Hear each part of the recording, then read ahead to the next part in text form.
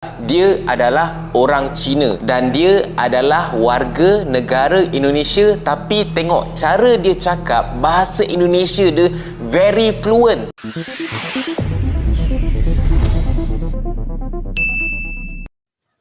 Assalamualaikum warahmatullahi wabarakatuh. Halo, kembali bersama dengan kami di channel ini. Ya, bedanya Tionghoa di Indonesia dan di Malaysia. Jika warga negara etnis Tionghoa di Indonesia berbahasa Indonesia dan bahkan berbahasa daerah di mana tempat mereka berada merupakan hal yang biasa. Akan tetapi hal ini berbeda dengan warga negara Malaysia yang beretnis Cina ataupun beretnis India. Jika mereka bisa berbahasa Melayu, maka mereka bisa terkenal dan bahkan diberi apresiasi, apalagi jika berbahasa Melayu dengan fasih. Hampir setiap hari jika berjumpa orang, pasti ada yang sangka dan ingatkan saya orang Melayu. Itu kata Kimberly Chua. Gadis berbangsa Cina berusia 21 tahun itu mendapat perhatian warganet di aplikasi TikTok kerana kefasihannya bertutur dalam bahasa Melayu.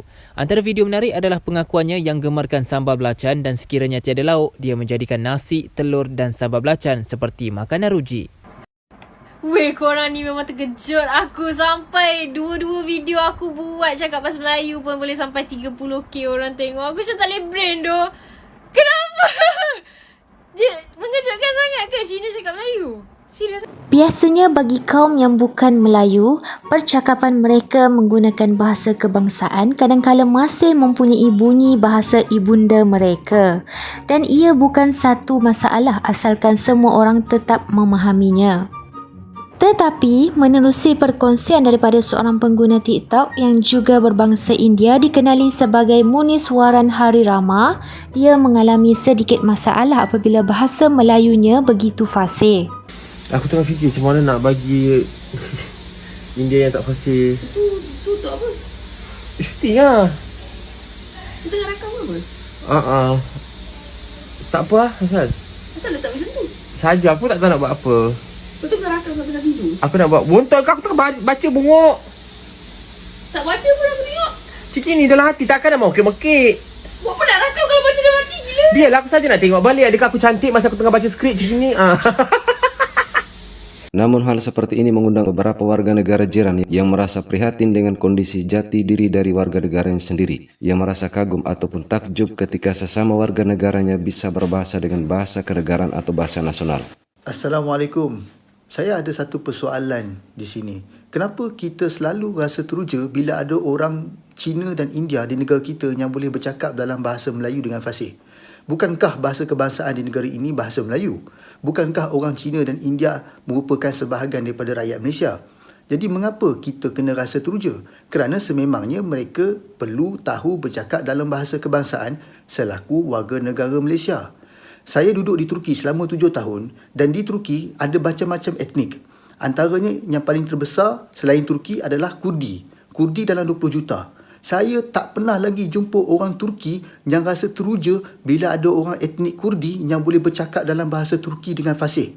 Begitu juga di Perancis. Tak pernah lagi orang Perancis rasa teruja dengan golongan Perancis lainnya yang boleh cakap dalam bahasa Perancis. Kerana apa? Kerana itu adalah negara mereka, mereka lahir di situ dan memang mereka bercakap dalam bahasa tempatan. Cuma satu-satunya negara yang mana rakyatnya berasa teruja dengan rakyat Malaysia lainnya bercakap dalam bahasa kebangsaan sampai jadi tular dan sebagainya. Jadi persoalannya di sini, adakah kita mempunyai krisis identiti? Ataupun kita hanya menyifatkan rakyat Malaysia itu adalah daripada kalangan orang Melayu dan Bumiputera dan orang Cina dan India itu bukan sebahagian daripada rakyat Malaysia, maka kita rasa teruja dengan mereka? Ini ada something wrong bagi saya. Ya, perkara ni tak sepatutnya berlaku. Kita tak sepatutnya rasa teruja bila orang Cina dan India bercakap dalam bahasa kita kerana mereka adalah rakyat kita. Yang kita rasa, kalau kita nak rasa teruja apabila ada Mat Saleh, orang Arab, orang bukan negara Malaysia yang boleh bercakap dalam bahasa kita dengan baik. Itu baru betul. Aduh, sebenarnya memalukan lah. Memalukan sangat-sangat. Tambah pula, dia adalah orang Cina dan dia adalah warga negara Indonesia, tapi tengok cara dia cakap bahasa Indonesia dia very fluent, tak dengar langsung bunyi dialect ke, bunyi macam pelat-pelat macam nak bunyi ke Mandarin ke Cantonese ke, tak ada langsung. Aku surprise juga bila dengar yang dekat Indonesia. Kita tahu Indonesia pun lebih kurang macam dekat Malaysia, which is dia berbilang kaum, berbilang bangsa, berbilang agama dan sebagainya lah. Tapi bila dia cerita persekolahan ataupun pendidikan dekat sana, semuanya wajib ada bahasa Indonesia. Dia tak ada istilah yang sekolah tu Chinese saja. Dia punya silibus apa semua Chinese saja.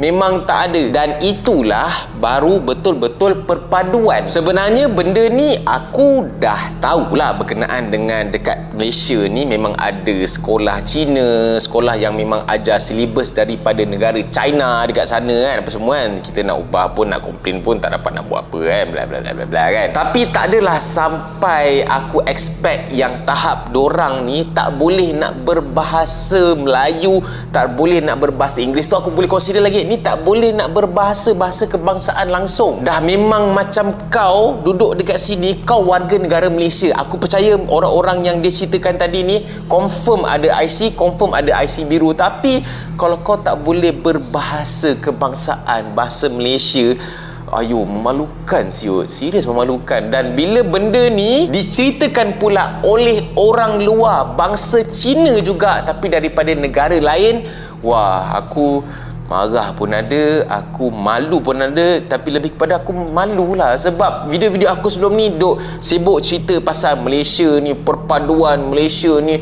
berbilang bangsa, tapi kita semua ni adalah satu Malaysia, bla bla bla bla apa semua kan. Tapi aduh, malu lah. Serius, aku malu gila. Jadi apa reaction korang? Aku nak tanya, bila korang dengar benda ni didedahkan sendiri oleh orang luar tau. Orang luar yang jumpa benda ni memang sangat malu lah. Kalau benda ni diceritakan oleh orang Malaysia, mungkin akan ada orang cakap ni semua ni resis lah, politik lah, benda lah. Tapi ini orang luar yang jumpa.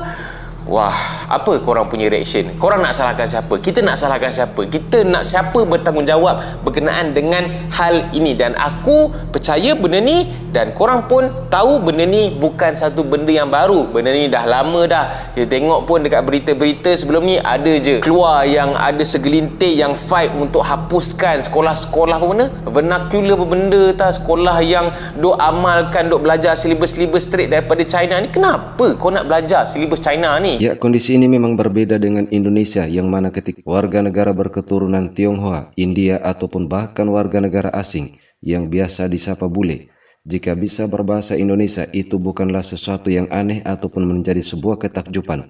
Karena seorang warga negara asing khususnya, apabila bisa berbahasa Indonesia, maka ia tidak akan tersesat ketika berkeliling Indonesia, karena dari Sabang sampai Merauke bahasanya masih sama.